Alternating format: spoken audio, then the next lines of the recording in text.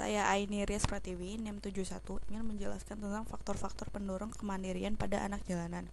Faktor yang pertama adalah kesadaran dari dalam dirinya sendiri. Uh, Seperti yang kita tahu bahwa menjadi seorang anak jalanan itu bukan pilihan.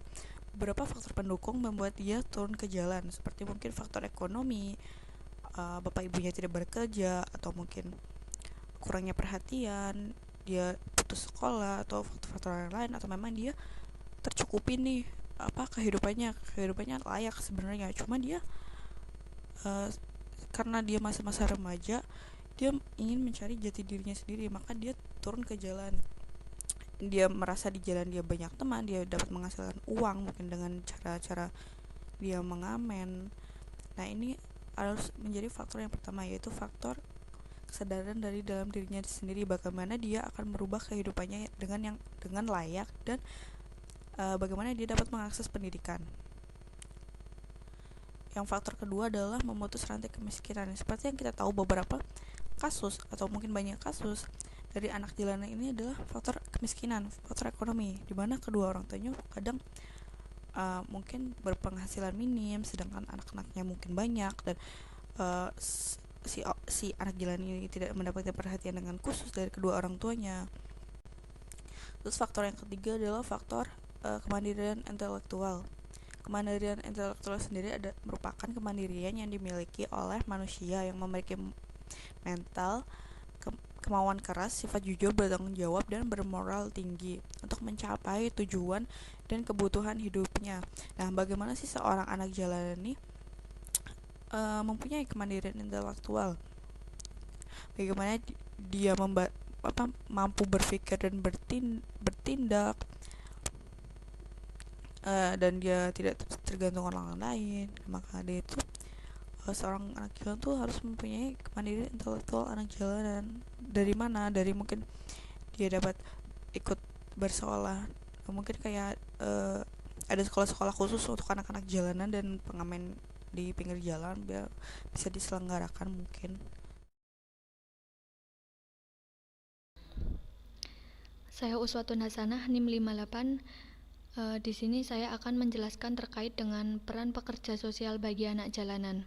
Yang pertama itu ada peran sebagai perantara.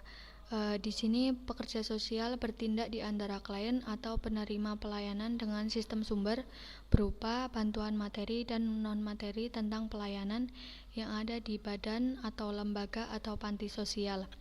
Selain sebagai perantara, pekerja sosial juga berupaya membentuk jaringan kerja dengan organisasi pelayanan sosial untuk mengontrol kualitas pelayanan sosial tersebut. Lalu yang kedua itu ada peran sebagai pemungkin. Peran sebagai pemungkin adalah peran yang paling sering digunakan dalam profesi pekerjaan sosial, karena peran ini diilhami oleh konsep pemberdayaan dan difokuskan pada kemampuan, kapasitas, dan kompetensi klien atau penerima pelayanan untuk menolong dirinya sendiri. Peran sebagai pemungkin adalah tanggung jawab untuk menolong klien agar mampu menghadapi tekanan situasi atau proses perubahan.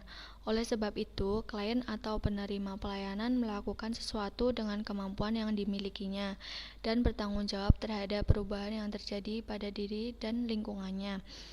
Sedangkan pekerja sosial hanya berperan membantu untuk membentuk kekuatan dan unsur yang ada di dalam diri klien, termasuk untuk menghasilkan perubahan yang diinginkan atau mencapai tujuan yang dikehendaki klien.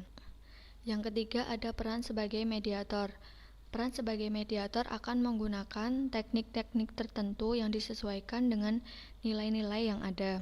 Pekerja sosial bertindak untuk mencari kesepakatan, meningkatkan rekonsiliasi berbagai pembedaan untuk mencapai kesepakatan yang memuaskan, dan untuk berintervensi pada bagian-bagian yang sedang konflik. Yang terakhir itu peran sebagai pendidik. Peran pekerja sosial sebagai pendidik diantaranya dapat memberikan informasi kepada anak jalanan dan juga mengajarkan keterampilan yang dibutuhkan oleh mereka. Sehingga pada pelaksanaannya, pendidik dituntut untuk berpengetahuan luas, dan juga selain itu, pekerja sosial juga harus menjadi komunikator yang baik sehingga informasi yang disampaikan dapat mudah diterima dengan baik pula. Kesimpulan dari materi ini adalah Kesulitan keluarga dalam memenuhi kebutuhan primernya seperti sandang, pangan, papan, tempat tinggal menjadi salah satu faktor atau penyebab seorang anak akan mengambil alternatif lain untuk memenuhi kebutuhan primernya. Dua di antara alternatif tersebut adalah menjadi anak jalanan serta melakukan kejahatan jalanan. Kemudian, faktor pendorong kemandirian anak jalanan dalam memutus rantai kemiskinannya menurut kelompok kami terbagi menjadi 3. Faktor yang pertama adalah kesadaran diri. Faktor yang kedua adalah keinginan diri untuk memutus rantai kemiskinan itu. Kemudian faktor yang terakhir adalah faktor kemandirian intelektual dari anak jalanan itu sendiri. Sekian presentasi dari kelompok kami. Kurang lebihnya kami mohon maaf. Wassalamualaikum warahmatullahi wabarakatuh.